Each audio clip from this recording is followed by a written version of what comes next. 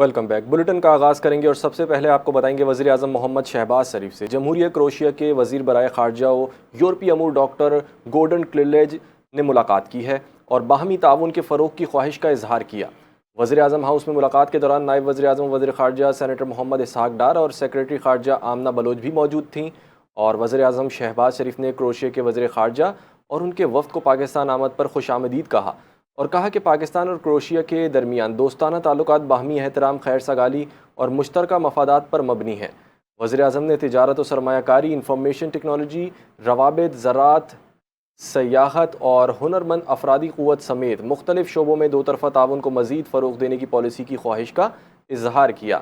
وزیر اعظم نے کروشیا کے صدر زوران اور وزیر اعظم آندرے کے لیے نیک تمناؤں کا اظہار کرتے ہوئے پاکستان کے سرکاری دورے پر خلوص سے نیت سے دعوت دی اور کروشیا کے وزیر خارجہ نے پرتپاک استقبال پر وزیر اعظم کا شکریہ ادا کرتے ہوئے کہا کہ اسلام آباد کا دورہ ان کے لیے باعث اعزاز ہے۔ کروشین وزیر خارجہ نے علاقائی امن کی کوششوں میں پاکستان اور اس کی قیادت کے نمایاں کردار کو سراہا اور باہمی دلچسپی کے تمام شعبوں میں پاکستان اور کروشیا کے تعلقات کو مزید وسعت دینے پر اپنی حکومت کی خواہش کا اظہار کیا۔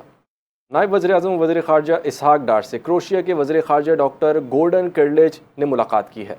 دونوں رہنماؤں نے دو طرفہ تعلقات، باہمی تعاون اور علاقائی و عالمی امور پر تفصیلی تبادلہ خیال کیا۔ وزارت خارجہ آمد پر نائب وزیر اعظم اسحاق ڈار نے معزز مہمان کا استقبال کیا۔ دونوں رہنماؤں نے گرمجوشی سے مصافحہ کیا، جس کے بعد اسحاق ڈار نے کروشیا کے وزیر خارجہ کا وزارت خارجہ کے اعلیٰ حکام سے تعارف بھی کرایا۔ ملاقات کے بعد مشترکہ گفتگو میں اسحاق ڈار نے کہا کہ یورپی یونین پاکستان کا ایک مضبوط تجارتی شراکت دار ہے اور پاکستان یورپی ممالک کے ساتھ اپنے اقتصادی اور سفارتی تعلقات کو مزید وسعت دینا چاہتا ہے۔ انہوں نے کروشیا کے وزیر خارجہ کو پاکستان اور بھارت کے درمیان حالیہ کشیدگی اور خطے کی مجموعی صورتحال سے بھی آگاہ کیا۔ اس موقع پر کروشیا کے وزیر خارجہ ڈاکٹر گورڈن کلیلیج نے کہا کہ پاکستان کا یہ ان کا پہلا سرکاری دورہ ہے اور وہ دعوت پر پاکستان آنے پر نائب وزیر اعظم اسحاق ڈار کے شکر گزار ہیں۔ وزیر خارجہ کا کہنا تھا کہ پاکستان اور کروشیا کے درمیان بہترین تعلقات ہیں۔ اس وقت اقوام عالم کو بہت سے چیلنجز درپیش ہیں، لہٰذا چیلنجز سے نمٹنے کے لیے مل کر کام کرنا ضروری ہے۔ محسن نقوی کی اقوام متحدہ کے ہیڈ کوارٹر میں اقوام متحدہ کے سیکریٹری جنرل انطونیو گوتریس سے ملاقات ہوئی ہے۔ ملاقات کے دوران علاقائی صورتحال اور بین الاقوامی امور پر تبادلہ خیال کیا گیا۔ ملاقات میں مغربی ایشیا میں تنازعات کے خاتمے کے لیے پاکستان کی ثالثی کی کوششوں کے ساتھ اقوام متحدہ کے قیام امن، خصوصاً پاکستان کی لازوال خدمات پر بھی بات چیت ہوئی۔ سیکریٹری جنرل اقوام متحدہ نے پاکستان کی امن کے لیے کاوشوں کو سراہا۔ اس موقع پر وزیر داخلہ محسن نقوی نے کہا کہ چیلنجز کے باوجود پاکستان نے علاقائی امن و استحکام کو فروغ دینے اور انسانی جانوں کے تحفظ کے لیے ذمہ داری سے فیلڈ مارشل اور وزیر اعظم شہباز شریف نے کردار ادا کیا۔ امن مشنز کے لیے حقیقت پسندانہ مینڈیٹ اور درکار وسائل تمام امن مشنز کی کامیابی کے لیے ضروری ہیں۔ سیکریٹری جنرل اقوام متحدہ نے عالمی امن اور سلامتی کو برقرار رکھنے کے مقصد کے حصول کے لیے اقوام متحدہ کے قیام امن میں پاکستان کے طویل المدتی تعاون کا شکریہ ادا کیا۔ ٹاسک فورس افتخار راؤ نے کہا ہے کہ کراچی پورٹ ٹرسٹ اور پورٹ قاسم کی عالمی درجہ بندی میں نمایاں بہتری آئی ہے، جبکہ شپ بلڈنگ، شپنگ اور بندرگاہوں کی استعداد بڑھانے کے لیے بھی اہم اقدامات کیے گئے ہیں۔ اسلام آباد میں وزیر اعظم کی میری ٹائم ٹاسک فورس کی کامیابیوں سے متعلق پریس کانفرنس سے خطاب کرتے ہوئے چیئرمین میری time task force Iftikhar Rao نے کہا کہ پاکستان کی سمندری معیشت کو مضبوط بنانا وقت کی اہم ضرورت ہے، کیونکہ دنیا کی تقریباً 80% تجارت سمندری راستوں سے ہوتی ہے۔ انہوں نے کہا کہ ماضی میں مختلف سفارشات تو تیار کی جاتی تھیں، لیکن ان پر عمل درآمد نہیں ہو پاتا تھا۔ اسی مقصد کے لیے ایک خصوصی امپلیمنٹیشن کمیٹی قائم کی گئی ہے، جو اب تک 13 اجلاس اور 15 فوکس گروپ میٹنگز کر چکی ہے۔ قومی سطح پر بندرگاہوں کا جامع ماسٹر پلان بھی تیار کیا جا رہا ہے تاکہ تمام بندرگاہیں مربوط حکمت عملی کے تحت کام کریں۔ افتخار راؤ نے کہا کہ customs, terminal operators, plant protection, quality control اور دیگر اداروں کے مسائل حل کرنے کے لیے عملی اقدامات کیے گئے ہیں۔ جدید کنٹینر اسکینرز نصب کیے جا رہے ہیں۔ کسٹمز کے عملے اور آپریشنل اوقات میں اضافہ کیا گیا ہے، جس سے بندرگاہوں کی کارکردگی میں نمایاں بہتری آئی ہے۔ انہوں نے بتایا کہ کراچی پورٹ ٹرسٹ کی عالمی درجہ بندی ایک سال میں 30 درجے بہتر ہو کر 99 سے 69 پر آ گئی ہے۔ وفاقی وزیر برائے بحری امور محمد جنید انوار چودھری نے کہا ہے کہ مالی سال 2025-26 کے دوران پاکستان کی مچھلی اور سمندری خوراک کی برآمدات 56 کروڑ 80 لاکھ امریکی ڈالر تک پہنچ چکی ہے، جو ملک کی تاریخ کی بلند ترین سطح ہے۔ یہ کامیابی بلو اکانومی اصلاحات، بین الاقوامی معیار کے مطابق خوراک کی حفاظت اور برآمدات کے فروغ کے لیے حکومتی اقدامات کا نتیجہ ہے۔ سب سے زیادہ زر مبادلہ منجمد مچھلی، اسکویڈ، کٹل فش، فش میل اور جھینگے کی برآمدات سے حاصل ہوئی، جبکہ پاکستان کی سمندری خوراک چین، جاپان، متحدہ عرب امارات، سعودی عرب، امریکہ اور دیگر اہم عالمی منڈیوں کو برآمد کی گئیں۔ وفاقی وزیر نے متعلقہ اداروں اور برآمد کنندگان کی کارکردگی کو سراہتے ہوئے اعلان کیا کہ جلد ٹاپ 10 فشریز ایکسپورٹرز کو وزیر اعظم کی جانب سے تعریفی اسناد اور آپ کو خبر دیں گے۔ ایڈیشنل ڈسٹرکٹ اینڈ سیشن عدالت نے اینکر مرید عباس سمیت 2 افراد کے قتل کیس کا فیصلہ 7 سال بعد سنا دیا۔ عدالت نے 2 افراد کے قتل کا جرم ثابت ہونے پر ملزم عاطف زمان کو 2 بار سزائے موت کا حکم دے دیا۔ عدالت نے مفرور شریک ملزم عادل زمان کے دائمی وارنٹ جاری کر دیے۔ عدالت نے بطور جرمانہ 10 لاکھ روپے ورثہ کو ادا کرنے کا حکم دیا۔ فیصلے کے وقت مرکزی ملزم عاطف زمان جیل سے ویڈیو لنک پر موجود تھا۔ مقدمے میں سرکار کی پیروی اسپیشل پروسیکیوٹر شکیل عباسی نے کی اور پروسیکیوشن نے کہا کہ اینکر مرید عباس سمیت 2 افراد کو 9 جولائی 2019 کو قتل کیا گیا تھا۔ ملزم عاطف زمان اور عادل زمان کے خلاف تھانہ درخشاں میں درج کیا گیا تھا اور پروسیکیوشن کے مطابق ملزم عاطف زمان اور اس کے بھائی عادل زمان نے کاروباری لین دین میں اینکر مرید عباس اور خضر حیات کو قتل کر دیا تھا۔ ملزم عادل زمان سپریم کورٹ سے درخواست ضمانت مسترد ہونے کے بعد فرار ہو گیا تھا اور ٹرائل کورٹ نے عادل زمان کو اشتہاری قرار دے رکھا ہے۔ عالمی خبریں شامل کریں گے، آپ کو بتائیں ایران کے جنوبی ساحلی علاقوں میں متعدد دھماکوں کی آوازیں سنی گئی ہیں، جبکہ امریکی فوج نے ایران کے خلاف نئی کارروائیوں کی تصدیق کرتے ہوئے کہا ہے کہ حملوں کا مقصد آبنائے ہرمز میں بین الاقوامی جہاز رانی کو لاحق خطرات کو کم کرنا ہے۔ ایرانی میڈیا کے مطابق سیرک اور بندر عباس میں دھماکوں کی آوازیں سنی گئیں، جبکہ کونارک اور چابہار کے قریب بھی دھماکوں کی اطلاعات موصول ہوئی ہیں۔ آپ کو اپڈیٹ کر رہے ہیں، حملوں میں فائر فائٹر سمیت 3 شہری شہید ہو گئے۔ ان علاقوں میں فضائی دفاعی نظام حملوں کا مقابلہ کر رہا ہے۔ ایران کے سرکاری نشریاتی ادارے نے جو ہے وہ IRIB کا کہنا ہے کہ جنوبی ساحلی شہر میں 8 دھماکے سنے گئے ہیں، جس کے نتیجے میں فضائی دفاعی نظام فعال ہو گیا ہے۔ امریکی فوج کا کہنا ہے کہ کارروائی میں فضائی دفاعی نظام، ساحلی ریڈار، اینٹی شپ میزائل تنصیبات اور دیگر فوجی اہداف کو نشانہ بنایا گیا ہے۔ امریکی سینٹرل کمانڈ کی جانب سے جاری بیان میں کہا گیا ہے کہ امریکہ بین الاقوامی اہمیت کے حامل آبی گزرگاہ میں آزادانہ طور پر سفر کرنے والے تجارتی جہازوں اور ان کے شہری عملے کے خلاف حالیہ بلا جواز جارحیت پر ایران کو جواب دہ ٹھہرا رہا ہے۔ ایران کی سرکاری خبرساں ایجنسی ارنا کے مطابق امریکی فوج کے حملے میں جنوب مشرق ایران کے ایران شہر ایئرپورٹ کی تنصیبات کو نشانہ بنایا گیا ہے، جس کے نتیجے میں ڈیوٹی پر موجود ایک فائر فائٹر جاں بحق ہو گیا۔ دوسری جانب ایران نے امریکی کارروائی کو جارحیت قرار دیتے ہوئے سخت رد عمل کا عندیہ دیا ہے۔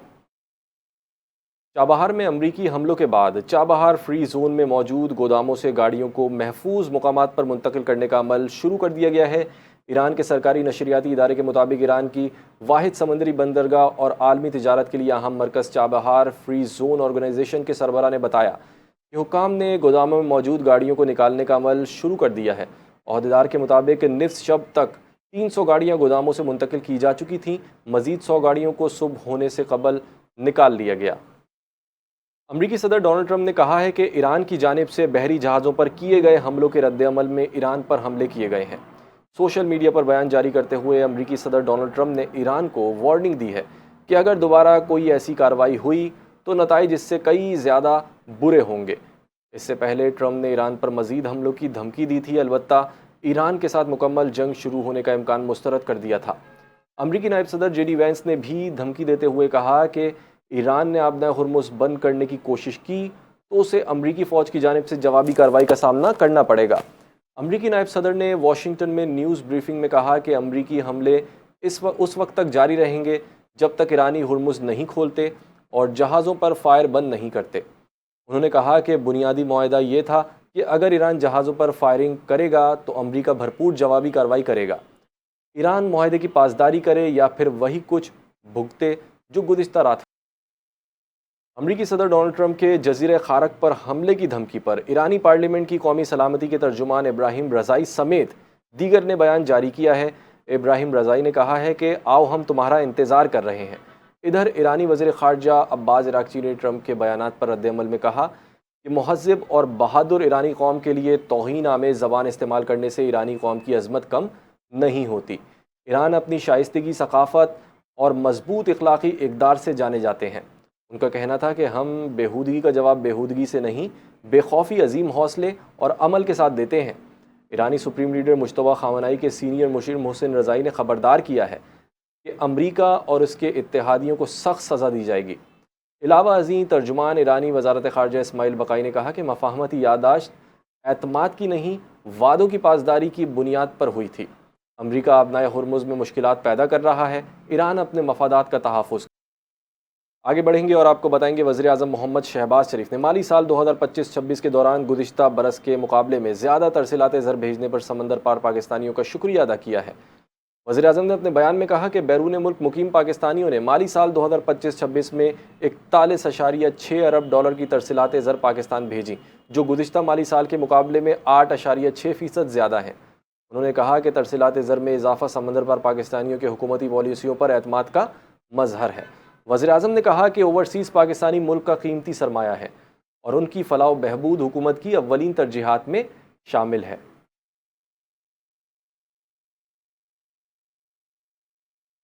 مادر ملت محترمہ فاطمہ جناح کی 59ویں برسی آج ملک بھر میں عقیدت و احترام کے ساتھ منائی جا رہی ہے۔ برسی کے موقع پر سیاسی، سماجی اور عوامی حلقوں کی جانب سے تحریک پاکستان اور قومی تعمیر میں مادر ملت کی بے مثال خدمات کو خراج عقیدت پیش کیا جا رہا ہے۔ محترمہ فاطمہ جناح 31 جولائی 1893 کو کراچی میں پیدا ہوئیں۔ وہ پیشے کے اعتبار سے ڈینٹل سرجن تھیں، تاہم انہوں نے اپنی زندگی بر صغیر کے مسلمانوں کے حقوق، تحریک آزادی اور بعد ازاں پاکستان کی خدمت کے لیے وقف کر دی تھی۔ تحریک پاکستان کے دوران انہوں نے اپنے بھائی قائد اعظم محمد علی جناح کے شانہ بشانہ اہم کردار ادا کیا اور بر صغیر کے مسلم خواتین کو آزادی کی جدوجہد میں بھرپور حصہ لینے کے لیے متحرک کیا۔ ان کی انہی گراں قدر خدمات کے اعتراف میں قوم نے انہیں مادر ملت کا خطاب دیا۔ محترمہ فاطمہ جناح 9 جولائی 1967 کو 73 برس کی عمر میں کراچی میں انتقال کر گئیں۔ انہیں مزار قائد کے احاطے میں اپنے بھائی قائد اعظم محمد علی جناح کے پہلو میں سپرد خاک کیا گیا۔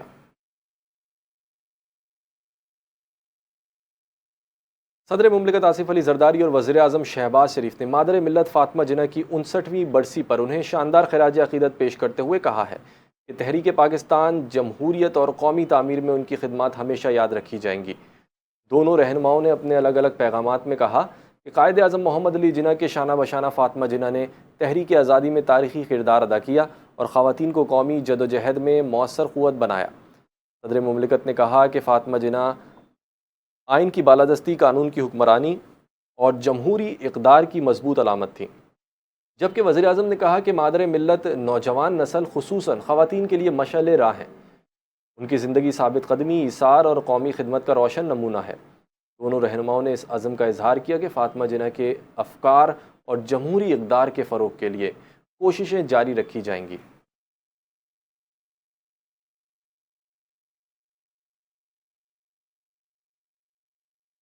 وزیر اعلیٰ پنجاب مریم نواز شریف نے مادر ملت محترمہ فاطمہ جناح کی 59ویں برسی پر خصوصی پیغام دیتے ہوئے کہا ہے کہ محترمہ فاطمہ جناح پر ہر بہن اور بیٹی کے لیے رول ماڈل کا درجہ رکھتی ہیں۔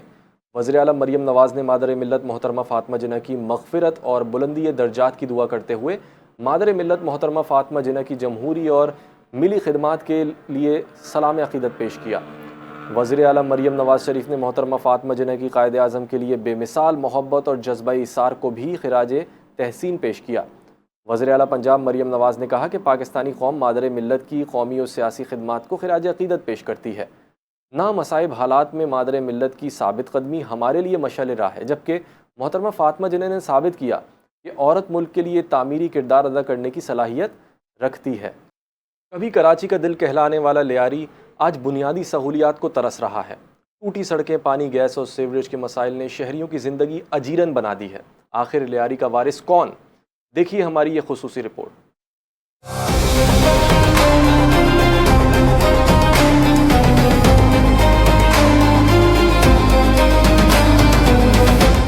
یہ کراچی کا دل لیاری ہے جو آج کل اپنی بدحالی پر آنسو بہا رہا ہے. کہیں ٹوٹی سڑکیں حادثات کو دعوت دے رہی ہیں تو کہیں پانی، گیس اور بجلی کی قلت نے شہریوں کی زندگی عذاب بنا دی ہے. آپ لوگ دیکھ رہے ہو کہ سارے گلیوں میں روڈ ٹوٹے پھوٹے کے شکار ہو گئے، اور یہاں تو پانی کا مسئلہ تو ابھی تو ایسا ہو گیا، تو میرے خیال میں 3-4 دن سے پانی بھی نہیں ہے. روڈ تو ٹوٹے ہوئے، بجلی کا مسئلہ ہے، گیس کا مسئلہ ہے. ابھی ہم کیا کریں؟ ہم نے ووٹ تو پیپلز پارٹی کو دیا تھا، ظاہری بات ہے ہم اپنے پیپلز پارٹی کو بولیں گے نا بھائی آپ نے جو ہم نے آپ کو ووٹ دیا ہے، آپ آ کے یہ روڈ سیدھا کرے، آپ جو ہے نا ہمارے بجلی کا مسئلہ حل کرے، آپ گیس کا مسئلہ حل کرے، مگر کوئی نظر نہیں آ رہا ہے. سنا تھا ووٹ کی طاقت تبدیلی لاتی ہے، مگر لیاری والوں کے لیے ووٹ صرف ایک سراب بن چکا ہے. چناؤ قریب آتے ہی یہاں دکھاوے کے لیے تھوڑا بہت کام تو ہوتا ہے، مگر الیکشن گزرتے ہی لیاری کو پھر اس کے حال پر چھوڑ دیا جاتا ہے. پانی ہے، نہ گیس ہے، نہ کچھ ہے. ہم لوگ بہت پریشان ہیں. عوام کچھ بھی نہیں. پانی آگے کالا در مسلم میں پانی آ رہا، ہمارے دریا آباد علی ہوٹل میں پانی بالکل نہیں. ہم پانی لے رہے ہیں 30 روپے کی بالٹی جو، وہ بالٹی 50 روپے کی ہے. ہم مزدور آدمی بورے وغیرہ کاغذ چنتے اپنے گھر پہ پانی وغیرہ لے رہے. ہم کیا کریں؟ ہم تو پریشان ہو گئے. ہم لوگ جائیں کہاں جائیں؟ آگے موسیٰ نیل پہ اتنا پانی ہے، یہاں ہمارے علاقے میں پانی وال کم کھول لیتے، گندا پانی ہمیں دے رہے. پیپلز پارٹی کا گڑھ رہنے والا لیاری آج مایوسی کی تصویر بنا ہوا ہے. شہری شکوا کرتے ہیں کہ جب تک محترمہ بے نظیر بھٹو زندہ تھیں لیاری کی آواز سنی جاتی تھی، مگر آج اس کا کوئی پرسان حال نہیں. لیاری خود کو لوارث محسوس کر رہا ہے. یہ تو پچھلے 10 سال سے ایسے ہی ہیں. کئی لوگوں کو نقصان بھی ہوا ہے، اور یہاں کاروبار تو ہے ہی نہیں، نہ بجلی ہے، نہ گیس ہے، نہ پانی، کچھ بھی نہیں ہے. پریشانی بہت ہے لیالی میں، خاص کر پانی تو پینے کا نہیں ہے. زندگی سے کیا فائدہ ہے؟ ووٹ دینے کے لیے ہم لوگ دن رات ایک کرتے ہیں، اور ہم لوگ کے زبان میں بس بھٹو زندہ ہے، آج تک بھی زندہ ہے، کل بھی زندہ ہے، پرسوں بھی زندہ ہے. اور ہم لوگ کے لیے بے نظیر، ہم لوگ کا ماں تھا، ہم لوگ کے لیے اس نے سب کچھ کیا تھا. اس کے جانے کے بعد ہم لوگ برباد ہو گئے. لیاری کے عوام کا اب صرف ایک ہی مطالبہ ہے، دکھاوے کے وعدے نہیں، ہمیں ہماری سڑکیں اور بنیادی سہولیات جلد از جلد فراہم کی جائیں تاکہ مزید قیمتی جانیں ضائع نہ ہوں. کیمرہ مین علی رضا کے ساتھ سحر خان، NTN نیوز، کراچی.